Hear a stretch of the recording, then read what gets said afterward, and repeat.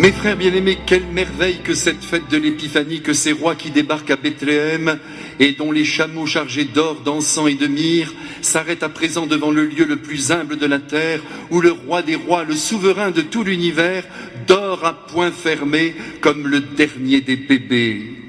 Cette scène évangélique, mes frères, nous la connaissons par cœur. Elle fait partie du patrimoine génétique de l'humanité. Chaque homme, chrétien ou non, quel que soit son âge ou sa nation, serait capable de la raconter au moins dans ses grandes lignes. Et vous savez pourquoi ? Eh bien parce que Dieu notre Père, qui s'y connaît en matière de sensibilité humaine, s'est arrangé pour qu'au cours de l'histoire, à partir du récit écrit par le publicain saint Matthieu, des saints, des mystiques, des poètes et peut-être plus encore des peintres et même des sculpteurs représentent à coups de mots, de crayons, de pigments et de burins toute la poésie que contient cette rencontre unique entre ces fameux rois mages désormais célèbres et l'enfant le plus glorieux de toute l'histoire des hommes et des dieux. François d'Assise en tête s'en est donné un jour à cœur joie, dans le petit village de Greccio, au cœur de l'Ombrie, vous vous souvenez ? François, désireux de voir de ses yeux de chair l'enfant Jésus dormant sur la paille entre un bœuf et un âne, s'est lancé dans la création de la première crèche vivante. C'est fou ce que notre cœur a besoin de voir, ce que notre imaginaire et notre mémoire gardent en eux.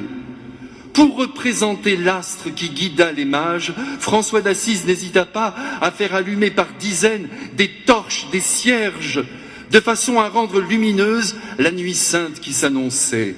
Et en quelques instants, mes frères, le village de Greccio s'est transformé en un véritable Bethléem. En ce lieu, pour la première fois, un homme, un saint, se risqua à représenter l'indicible. Et par la suite, sur des siècles, nos pauvres crèches se sont alignées sous la même lumière.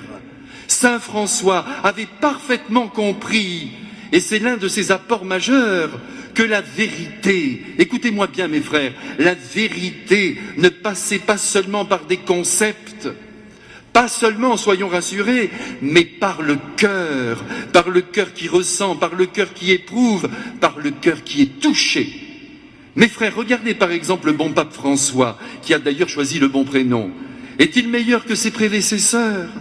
Oh non, n'allons pas comparer l'incomparable. Chaque pape est rempli de lumière et d'une dose de bonté maximale. Que voulez-vous, on ne devient pas pape sans que le Saint-Esprit n'y mette sa main. Et le goût du Saint-Esprit, c'est la lumière et c'est la bonté. Cependant, chaque pape exprime cette lumière, cette bonté de manière différente.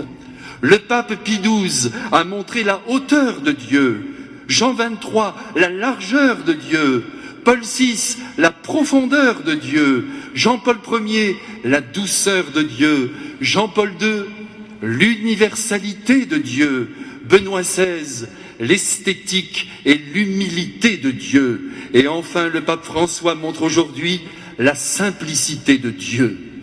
Et il n'y a rien à faire, mes frères, il faut bien le reconnaître, c'est la simplicité qui l'emporte, parce que justement, elle parle au cœur et crève les yeux.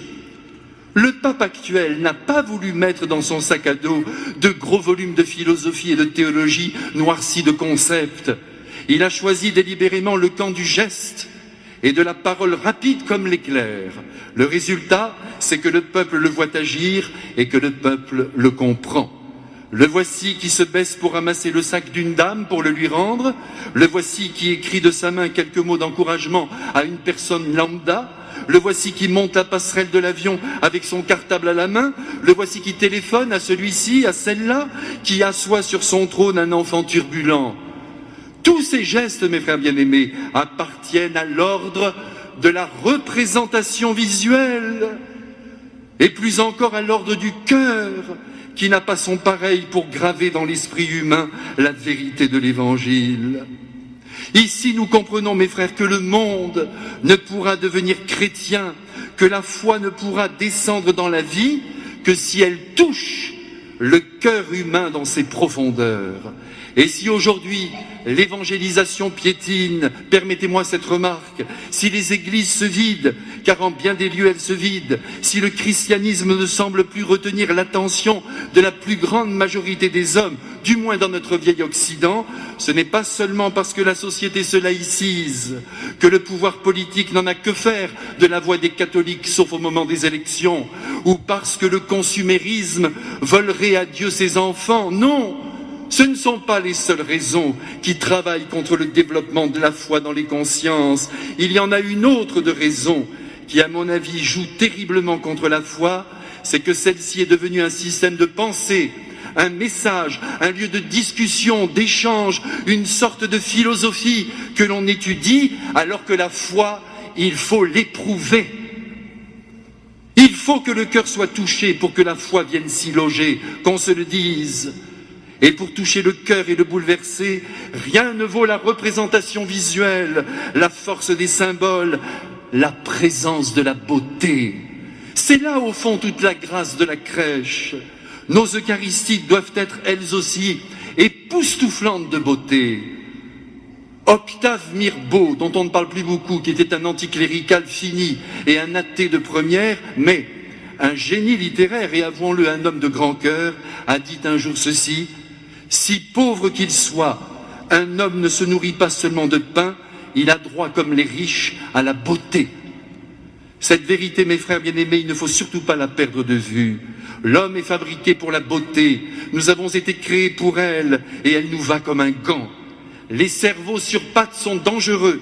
Faites passer dans vos mémoires les plus grands idéologues qui ont écrit l'histoire la plus cruelle du monde, et vous verrez qu'il s'agit toujours de prétendus penseurs au cœur sec. Un homme ému vaut de l'or, voilà la vérité, car c'est sous le coup de l'émotion ressentie et même sous la féerie du rêve que l'être humain devient le plus performant, se sentant de l'intérieur poussé à entreprendre les projets les plus fous. Quant à la foi, je le crois, mes frères, elle ne peut structurer un être que dans la seule mesure où cet être aura croisé la beauté de Dieu. Oui, c'est dans la seule mesure où l'homme sera ému par Dieu et devant Dieu qu'il deviendra vraiment croyant et qu'il se mettra même à son service jusqu'à risquer sa vie s'il le fallait. Que voulez-vous? Quand on aime avec ses tripes une personne, qu'il s'agisse d'un être humain ou de Dieu, on est prêt à se faire éventrer pour cet amour. Ne me dites pas le contraire. Jusqu'à ma mort, je le crierai. Aussi la foi sans beauté peut aller se rhabiller. Un jour, la comtesse Murat demanda à Maurice Barrès s'il irait voir les ballets russes. Vous savez, ces fameux ballets russes mis en scène par Serge de Diaghilev et qui faisaient courir le tout Paris au début du XXe siècle. Et Barrès avait répondu: « Pourquoi irais-je au ballet russe? Si j'ai envie de voir un ballet, j'aime mieux aller à la messe. » Vous vous rendez compte, mes frères, de ce que contient cette réponse? C'est l'aveu formel que la messe en 1910 était empreinte d'harmonie, d'unité, de beauté, et que par conséquent, elle attirait profondément le regard et le cœur humain et parvenait à faire rayonner la foi. Tout ce qui est terne n'attire pas. Tout ce qui est laid rebute. Aujourd'hui, mes frères bien-aimés, peut-être faudrait-il que nous changions notre fusil d'épaule et que nos Eucharisties soient plus belles, plus féeriques. Je n'ai pas dit pompeuses. La messe doit nous enlever à la terre et nous faire monter dans le ciel. Et j'espère qu'ici, dans cette église, même si nous sommes de pauvres gens, nous montons ensemble en direction du ciel. Nous oublions tous nos soucis pour regarder le Christ qui habite ici au tabernacle. Il faut que nos 5 sens, qui sont une grâce immense, mes frères, nos 5 sens soient convoqués à la liturgie et qu'en sortant de la messe, nous trouvions que Dieu est beau. La vue devrait être sollicitée par la magnificence du lieu où la messe se célèbre. À bas toutes les architectures qui ne soulèvent pas le cœur en direction de Dieu. L'éclat des ornements, des calices, des ciboires, la blancheur des nappes devrait éblouir. L'ouïe ne devrait jamais être heurté par une mauvaise sonorisation, par des chants raplapla, par des voix discordantes. L'odorat devrait respirer avec bonheur non seulement le parfum de l'encens, mais la bonne cire appliquée sur les chaises. Le goût, bien évidemment, au moment de la communion, devrait aussi mesurer la finesse de la petite hostie, qui dit toute la délicatesse de Dieu. Et quand à la paix du Christ les mains se serrent ou le visage se tend pour un baiser, le toucher devrait avoir la douceur du divin. Mes frères, la liturgie contient quelque chose de doré, de brillant, de lumineux qui doit venir ensoleiller l'âme et la transporter en Dieu. Nos frères orthodoxes ont gardé cette lumière, pourvu que nous, catholiques, nous ne la perdions pas totalement, ce serait une catastrophe. Malheureusement, bien souvent, nos liturgies manquent d'éclat. Nous ne soignons pas assez la forme, en prétendant que ce qui compte, c'est le fond. En réalité, en pensant ainsi, nous nous alignons sur l'ensemble de la société qui perd tous les jours de son panache. Je ne vous apprends rien. Aujourd'hui, les idées l'emportent et un monde froid apparaît. En vérité, je vous le dis, c'est par la forme extérieure des choses que nous atteignons à la compréhension du fond. Il suffit d'une belle table bien dressée pour réaliser que nous vivons un moment d'exception. Il suffit d'une rue criblée d'illumination pour reconnaître que Noël est là. En revanche, enlevez la poursuite lumineuse que j'ai placée aujourd'hui sur le berceau de l'enfant Jésus et Jésus sera moins présent à vos regards. Mettez le pape en civil et vous constaterez la chute vertigineuse de la foi. Enlevez aux académiciens l'habit vert et ses lauriers et vous allez voir les 40 immortels de l'Académie française devenir mortels. Quand le général de Gaulle, pardonnez-moi de le citer, on l'aime ou on l'aime pas, c'est pas ça le problème. Quand le général de Gaulle se rendait du palais de l'Élysée jusqu'à l'Assemblée nationale, ce qui représentait une distance d'un peu moins d'1 kilomètre, il y avait posté tous les 20 mètres un garde républicain en grande tenue d'apparat. Eh bien, voyez, il n'en fallait pas davantage pour rendre visible au peuple de France la grandeur de la fonction présidentielle.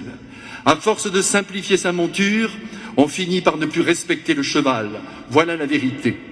On croit démocratiser et en vérité, on rabaisse, on vulgarise.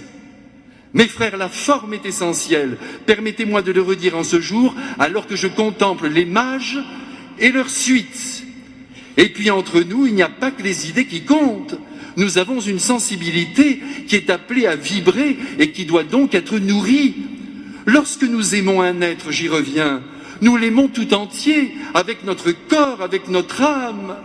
Nous aimons le voir avec nos yeux, l'entendre avec nos oreilles, le respirer même avec notre odorat, goûter sa présence et même le toucher. Eh bien, Dieu ne veut pas échapper à cette loi. Et la preuve, la voici. De quelque côté que l'on se tourne dans cette scène évangélique de l'Épiphanie, il y a de la beauté, il y a de l'émotion et même du féerique. Pensez ne serait-ce qu'à cette étoile qui guida les mages jusqu'à la crèche et qui fut sans doute une nouvelle étoile créée spécialement pour l'événement par Dieu notre Père. Mais regardez comme elle scintille de 1000 feux. Et aujourd'hui, grâce à Dieu, elle se trouve placée au sommet du sapin de Noël, de ce sapin qui n'a rien de païen et qui sert lui aussi à magnifier la naissance du Sauveur. À travers ce petit arbre, toute la nature se réjouit de la rédemption et la bonne odeur qui se dégage de ses aiguilles contribue elle aussi à nous faire toucher le mystère de Noël. Cette féerie, mes frères, cette beauté ou cette poésie, appelez ça comme vous voulez, qui surgit ce matin de la crèche de Bethléem, elle a été voulue par Dieu. Elle a été grandement appréciée, croyez-moi, par Marie, par Joseph, par les mages, et elle participe aussi à la survie de l'Église et donc à la vie de nos âmes, tout simplement parce que cette féerie, cette beauté, cette poésie, bien qu'elle ne semble être qu'un décor, nous aide en vérité à adhérer profondément au mystère de la foi. Je suis sûr que les mages, en arrivant, ont été émerveillés par tout ce qui composait la crèche, la paille dorée, la présence paisible et bienfaisante de l'âne et du bœuf, la propreté et la blancheur des linges, la mangeoire devenue un magnifique berceau, la douce chaleur qui s'élevait sous un silence émouvant. Et bien sûr, ils n'ont pu être que saisis et emportés en plein ciel par l'indépassable beauté de Marie, par la profondeur du regard de Joseph, par la densité de prières qui jaillissait de leur humilité, et par ces pauvres bergers assis sur leurs talons, faisant face à l'enfant Jésus, tenant entre leurs bras leurs plus beaux agneaux. Ah, j'allais oublier l'essentiel. Les mages ont été alors transportés par la présence du plus beau nouveau-né que la terre ait porté, d'autant plus qu'à l'instant, il vient non pas de parler, non, mais de sourire, en ouvrant ses bras et ses petites mains potelées à tout ce joli monde, et puisque j'y suis, à la terre entière, à votre cœur et au mien. Voilà ce que les mages ont vu, et voilà pourquoi ils ont cru. Quant à Joseph et Marie, ne pensez surtout pas, mes frères, que l'arrivée des mages les a laissés de marbre. Dieu notre Père les avait trop bien habillés, ceux-là, pour qu'ils ne fassent pas leur effet. Revêtus de brocarts aux couleurs chatoyantes, qu'ils devaient être impressionnants. Et puis, ne l'oublions pas, Dieu notre Père a voulu que le premier mage tienne entre ses mains et offre à Jésus un coffret rempli d'or. Et voyez, mes frères, l'or, ça brille, ça sonne, et donc ça attire. Dieu notre Père a voulu que le deuxième mage allume au pied de l'enfant Dieu l'encens le plus précieux et que Joseph et Marie en soient tout enivrés. Et enfin, Dieu notre Père a voulu que le troisième dépose sur la paille dorée un flacon de myrrhe juste devant les petits pieds de Jésus qui seront un jour percés d'horribles clous. Car la myrrhe, mes frères, vous le savez, est une substance qui sert à l'embaumement des morts.